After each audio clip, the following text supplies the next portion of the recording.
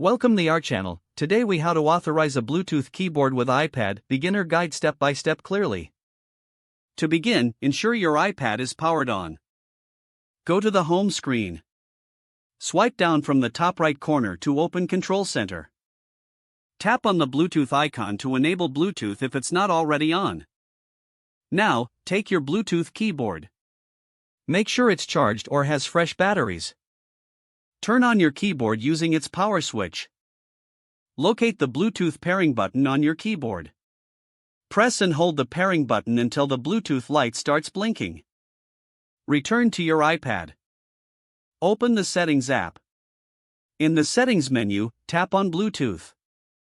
Ensure Bluetooth is turned on if it isn't already. Your iPad will begin searching for nearby Bluetooth devices.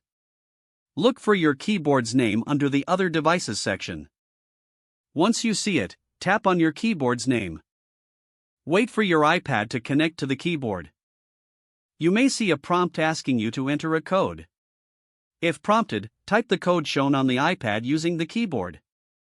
Press the Enter key on the keyboard to complete the pairing process. Once connected, your keyboard will appear under My Devices.